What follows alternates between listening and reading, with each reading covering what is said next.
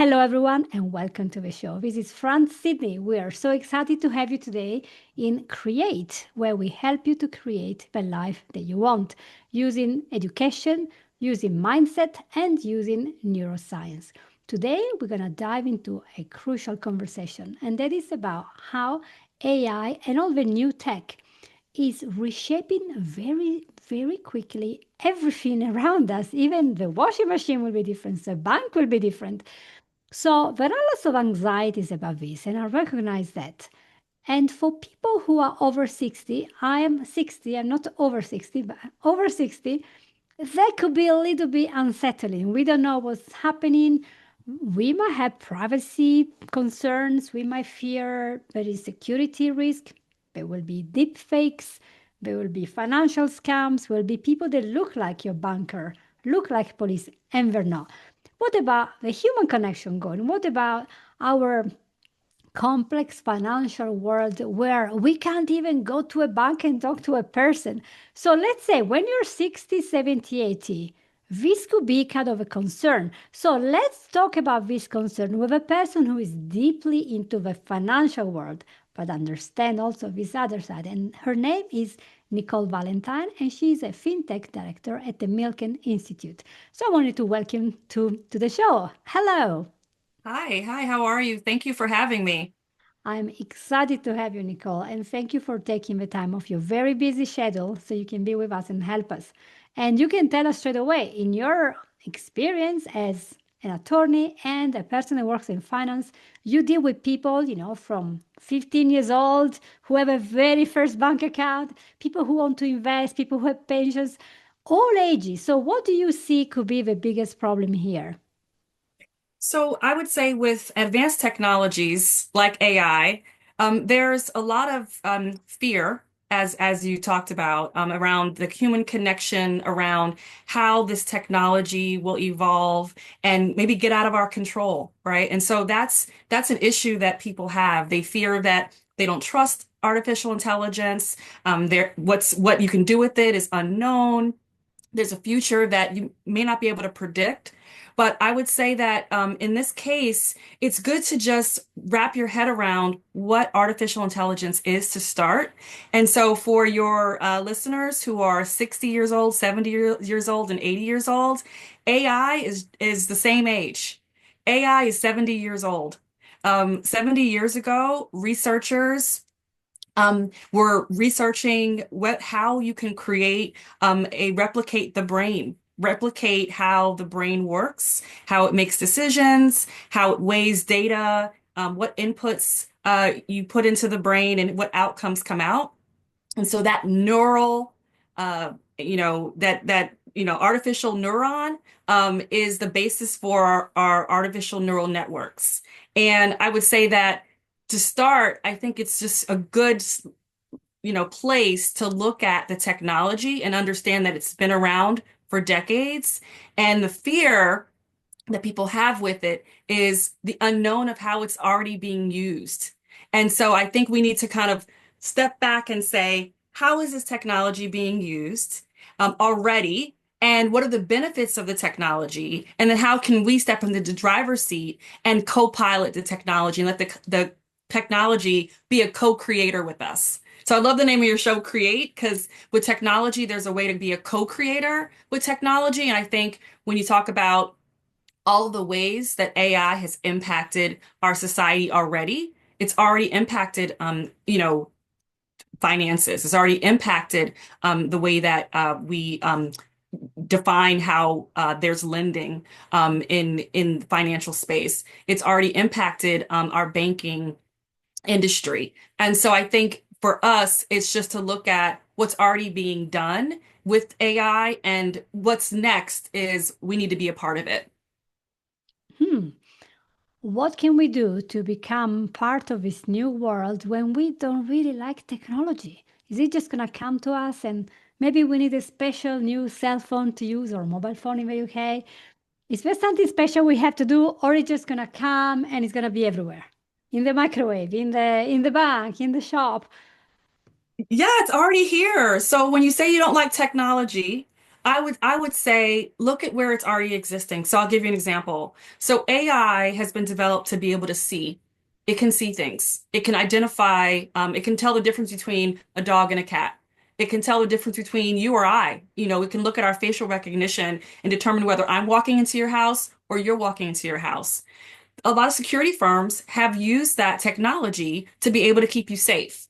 And so that's an example of how technology is being embedded. This artificial intelligence technology is embedded into ways of making sure that we're either safer, we're more productive, that we are detecting, health issues ahead of time because AI can see. And because it has that technology, it can detect whether you have breast cancer. It can detect whether you have it can help you diagnose and detect Mm. those kinds of issues. So I think when we say what we don't like about the technology and what we fear about it, I think it's also good to look at how it's being utilized. I have a friend, he's a neurosurgeon. He does, does surgery on the brain. He uses a robot. Most doctors use robots. They use robots that have very, technical capabilities. That's artificial intelligence. That's advanced technology. And so I think about when we talk about, where we are and what we can do, I think it's make a list of all of and understand where AI is a part of your life already, and then kind of step back and breathe and say, okay, this is already in our life. It is already part of our lifestyle, it's already part of our enterprises, our community. It's detecting. It can pick your favorite song after you've trained it. It can help you identify an airline or a vacation because you've trained it to. It's learning, right? And so I'd like people to understand that with artificial intelligence, it's a learning tool. It's already learning what's your preferences, the things you like, and for you as someone who's looking at this technology, it's up to us to learn it, right? To learn it as well and to be a part of the learning of it so that we can better utilize it and collaborate with it. That's a very good answer. And I think it should be quite relieving for some people to think, well, actually, it's not that one day I'm normal and the day after robots have invaded my city and we're under attack. And there are so many doom and gloom movies in the past and the present, but one had 7 days on YouTube. I had 1.3 million views, and this guy was saying, "Oh, by 2027, which is not very far, we're gonna be having such an intelligent AI. It's gonna take over."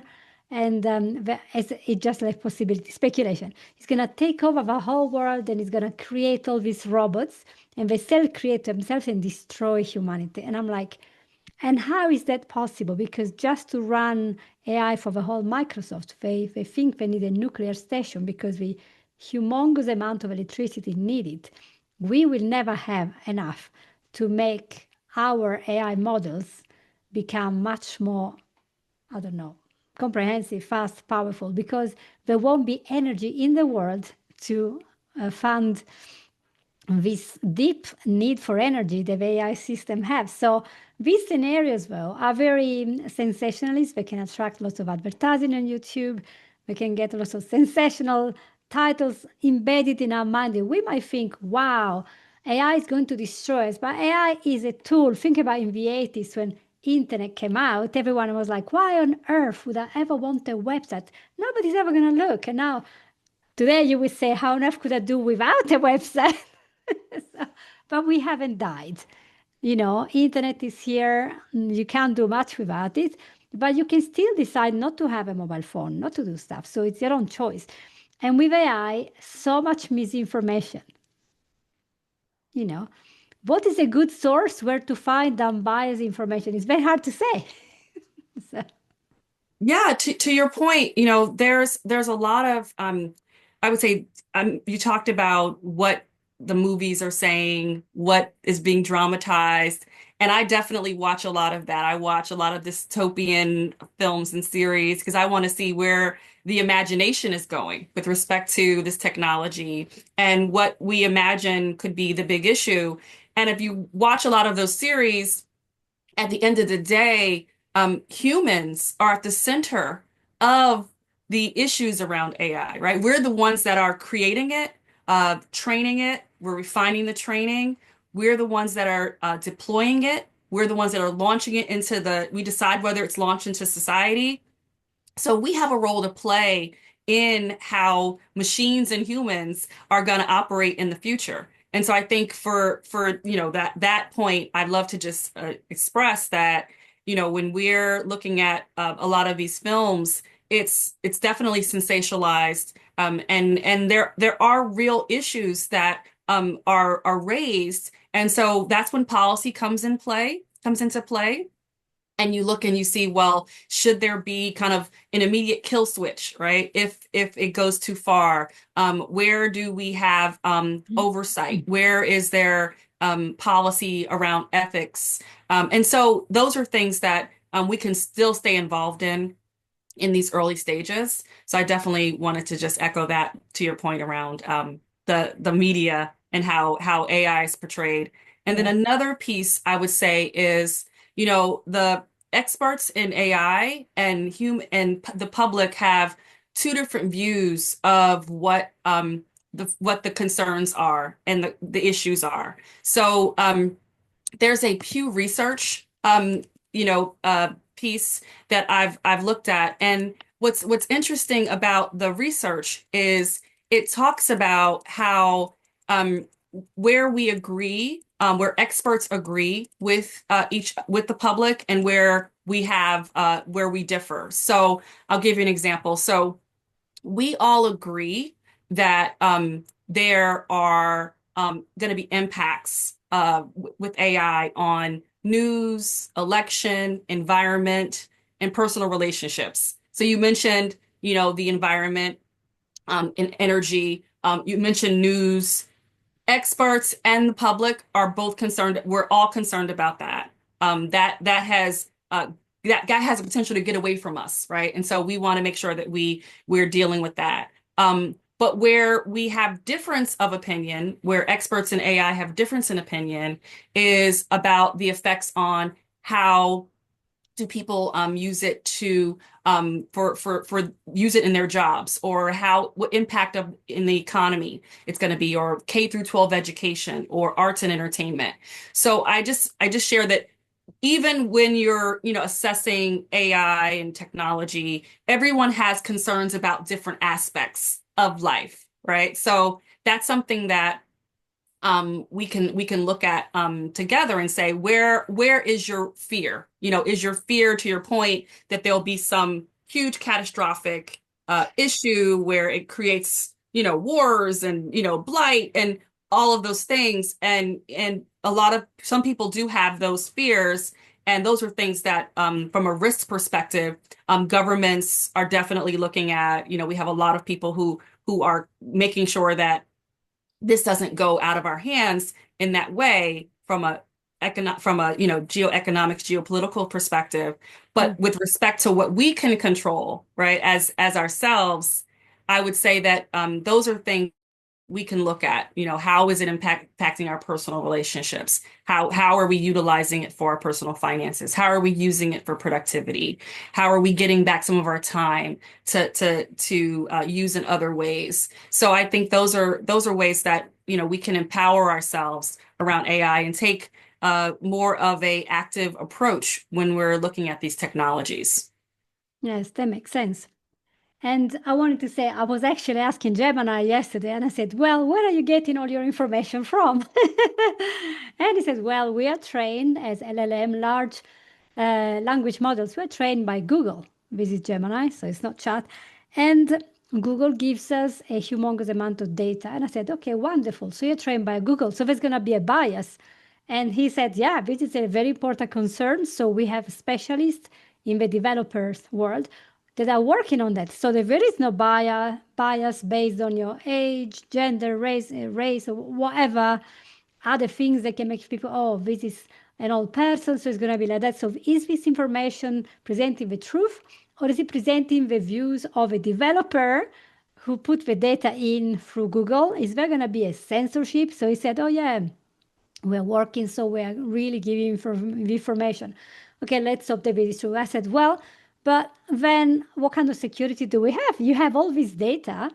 How safe is this? I mean, then people can use the data to, I don't know, make a nuclear bomb and kill off, one region of the world or spread a disease. And can you flag this? And he was saying there are actually lots of regulations and things in place. So the language model cannot do anything, but the developers can flag a certain aspect and say, hold on a minute, this person is going to self-harm, is going to harm somebody else. So they can pick up from that and work on that.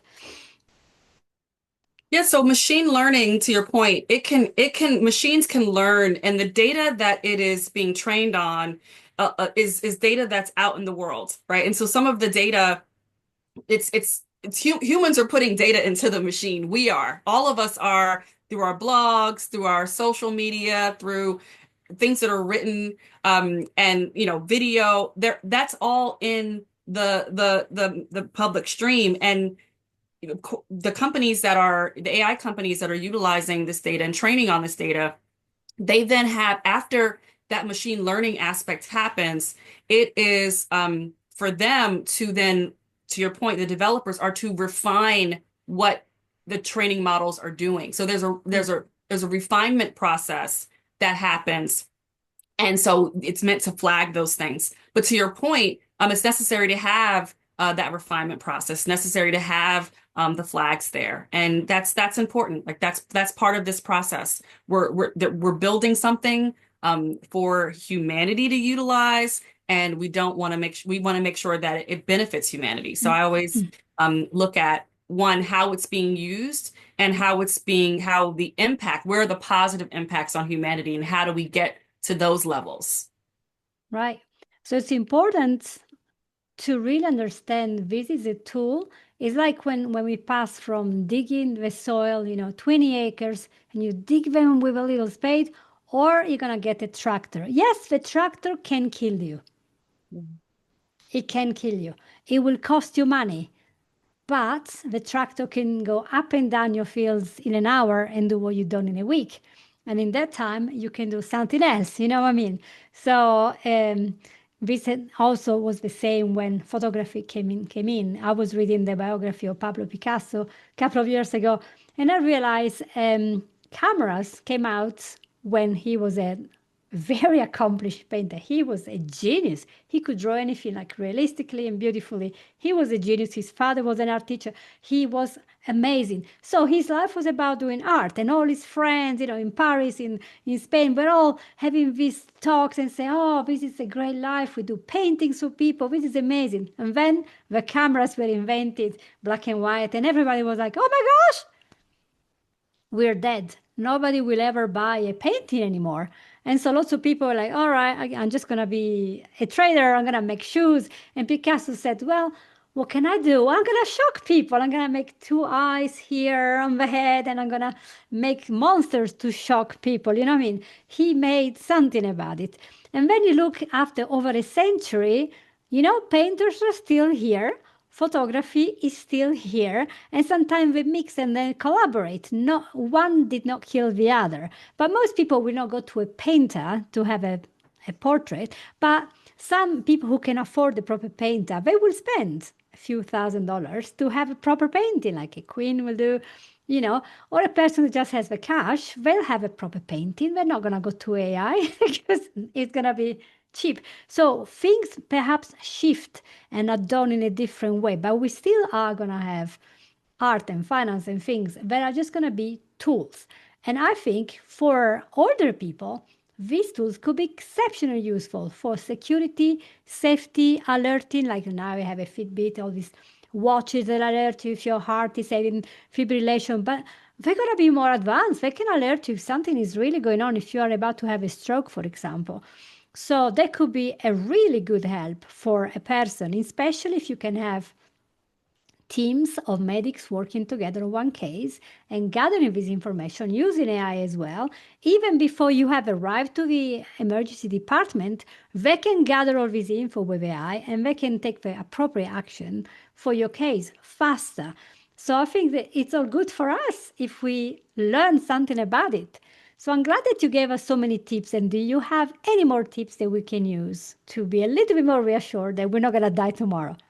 Yeah, so the first one is like stay curious about AI, just open your eyes and do your own research and learn about where AI and advanced technology is already a part of your life, impacting your life and making your life better. And then I would say, think about the second tip I would say is look at create an AI plan and strategy for yourself. Like create a way that you're utilizing it, that you want to utilize it. And I think that's something that we can all think about. Like, how do I want to take all the data that I have and information that I have and make it into something that works for me and my life plan. I'll give you an example. So I have been planning to write a few books, and I have all kinds of notes, and I have lots of things that I've just been pulling together and putting into a file. And it's like, well, maybe I haven't finished writing this book, but maybe AI can help me write the book. Mm. So those are things that you say, well, what can you do on a personal level to leverage AI? Maybe it can help you write a book or write the screenplay that you always wanted to write, or build a business that you always wanted to create, or take everything that you all the wisdom that you've collected over your lifetime and turn it into a how-to guide. I mean, there's so much that you can do with this technology and with your own content that I think it's something to think about. Like turn AI into a project for yourself. And then from there, you can then discover and keep discovering what more AI can do to impact your life. That is so true. And I have a really good experience with this that I would like to share. A lot of people like me do genealogy work. I'm also because I'm LDS. And so I've indexed so far 4,500 documents in Italian and in English and some in Spanish. That was fun. And it's very hard. You read this handwriting, especially the Italian calligraphy, is very much diagonal, and it's very, very hard to tell what the heck these people are doing because maybe a T looks like an F. Some people that make Q looks like an O, and you could take an hour to read a single document because you don't understand how these people are writing. We say in Italy, sta scrivendo con le zampe di gallina, which means you're writing with like a hen feet, so you can't see anything. And it's very, very tough. And for this reason, it's a lot of work to index. It's really amazing because you study history, basically. And recently, the Church of Jesus Christ of Latter-day Saints, which is the biggest genealogical library in the world, has decided, okay, we're going to use AI. And they put AI. Now we no longer need indexing. He's indexed millions of records. All we do now as volunteers, we can just read the translation the AI has done and say, oh, Long Island is not a surname, so it's just a nation, and we flag it. Or, I don't know, Dr. Mary Piper, doctor is not the name, it's just a title. And so it's a lot faster, and you can do so much more on your own family history. And you can add that to the knowledge that we have when you wanted to make your own biography. Because, let's say it, when you're 60 plus, you start thinking, I would love to put the story of my life for my children. You can put the photos, you can put the stuff, and you can have it all spread out in piece of paper in the house. But if you can just have them scanned by AI and then you organize, you make an index, you add your photos, you can have a book, you can go self-publish into Lulu or Amazon. You can create your own book with photos. How good then for birthdays, for Christmas, you give this book and with the help of Gemini or Claude and how many eyes, whatever, you can make your own book. And you can even, sell 2 copies to your relatives at $1 each, so you can have a family history right there. And I so wish I had such a book for my own family. They would be so good. So think about the excitement of gathering information, putting together, organizing. Sometimes We might be dyslexic. We might not be able to see properly or to hear properly, and you can do voice commands. So, in my opinion, you can have a lot more than you can lose by using those technologies to just help you to get things done that you think, oh, it's such a headache, it's such a big thing. Like, for example, recipes. How many people did I know have recipes scattered on flying piece of paper? I'm one of them.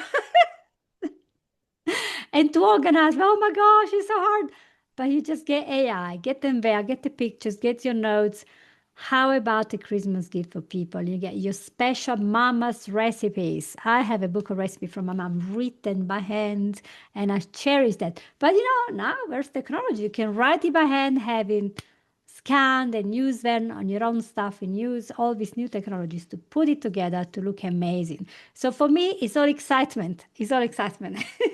I love that. It helps you co-create, helps you co-create. And I love those examples because, humans, we still have the wisdom, right? We still have, AI is learning and performing intelligence. Well, we have the wisdom. And so it's good for us to think about how we're, transferring our wisdom to our families, to our communities, to our world. And it's very important. Another piece I would just add is, there's the books, there's the writings, there's the take the projects and leverage AI with it. And then it's also, just your own financial and personal financial planning. And, that's something that also AI and, synthesizing information can be helpful for. There's a lot of economic data, there's a lot of financial information, there are new financial assets that are being developed and products that are being developed.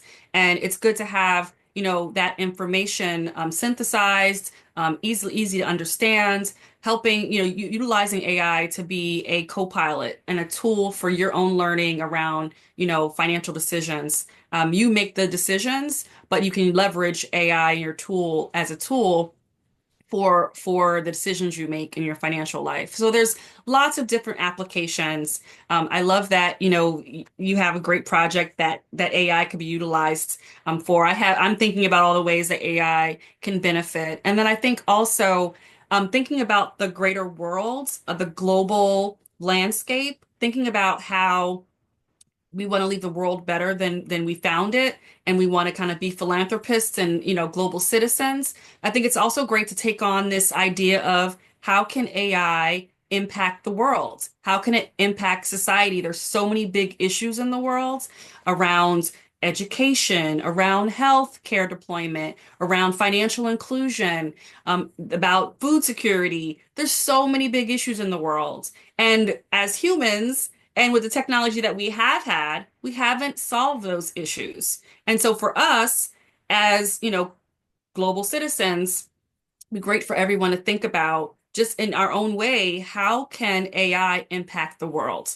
What does all this data, information, synthesis, machine learning, generative AI, what can this do to really put a dent in some of the biggest issues that we face in the world? And I think that that's something that we can maybe look at AI as a co-pilot as we co-create the world we want to live in. What a wonderful way of looking at that. I'm so glad that you have it. And is there anything else that we haven't touched that you wanted to touch on? I mean, I think that there's some great books out there that, you can read and kind of form your own opinions. And I just picked up a book called The AI First Company.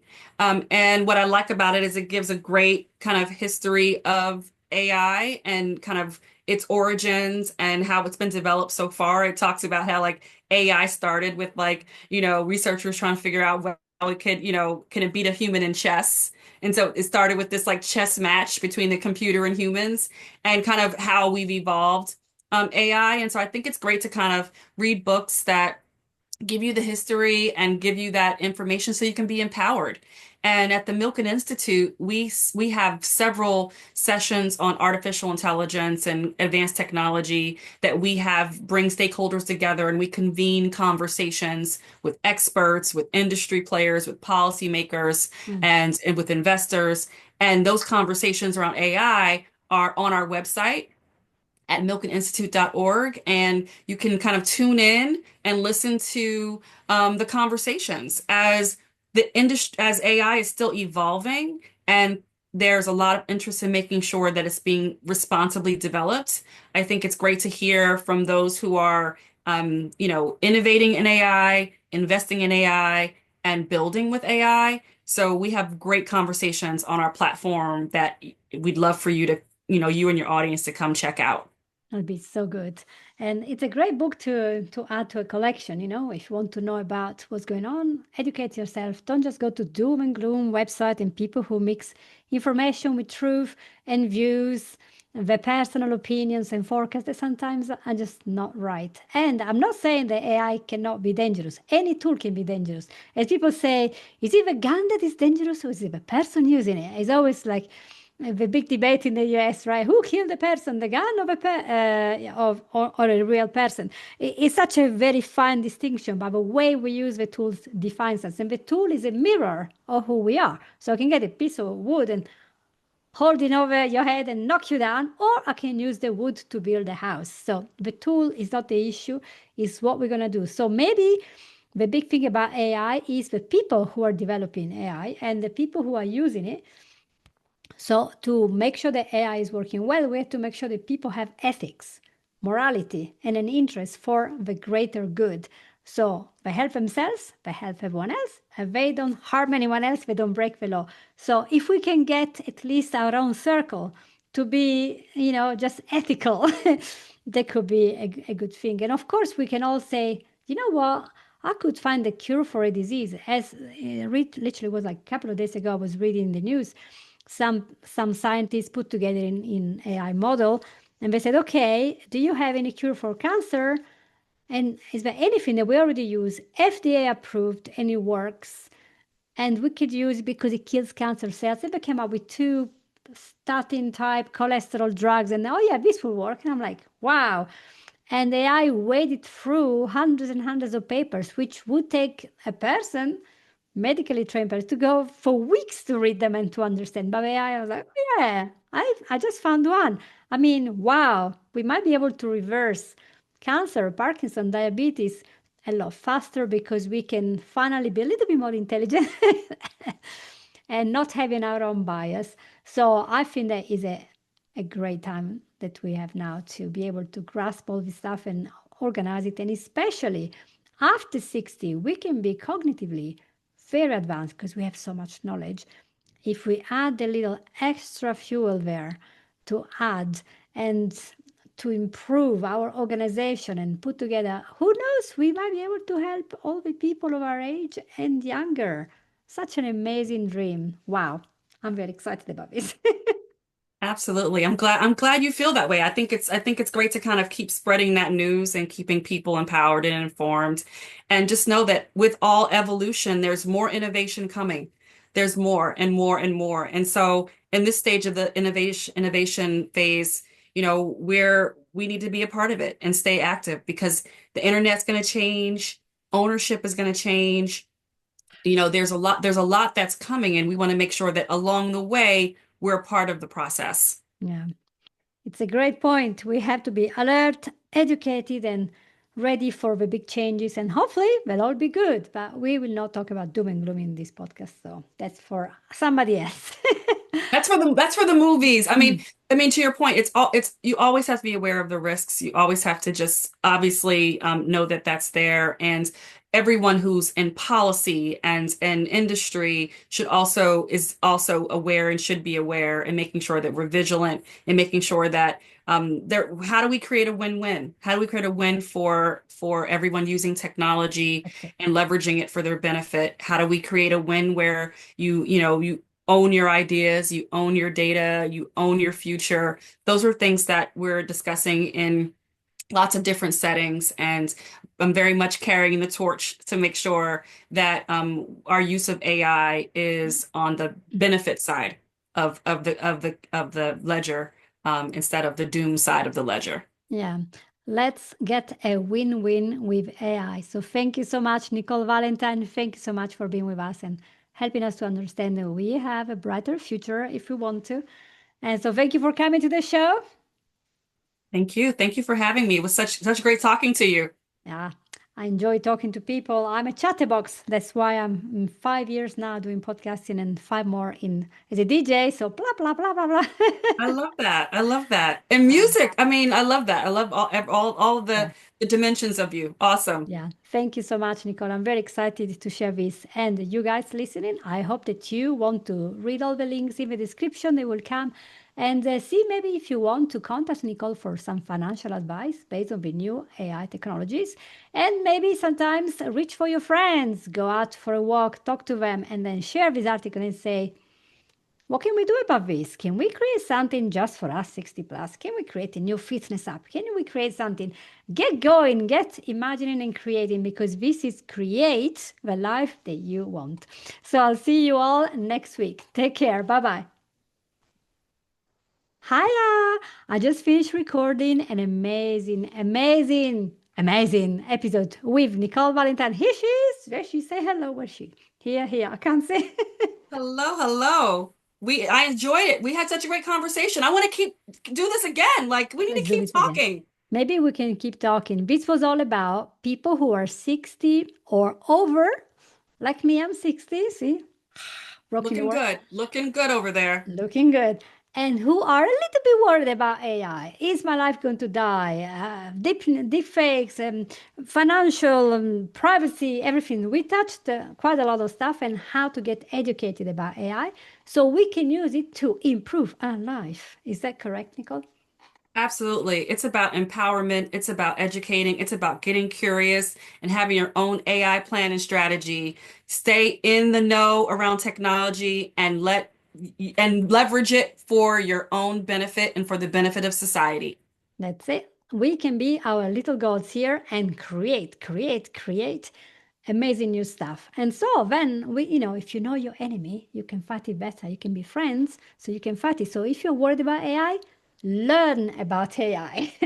So it's a very basic strategy to understand. So you can have a win-win instead of a win-lose.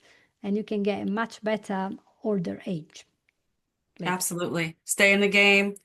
Use technology to make your life better, your family better, your community and your world better, and make sure that you're just in the driver's seat and that AI is your co-pilot and it's collaborating with you and that you're leveraging it for good and for the good in your life. So, such a great conversation. Thank you. 6th of July, everyone. Watch your space. Bye-bye. Tune in.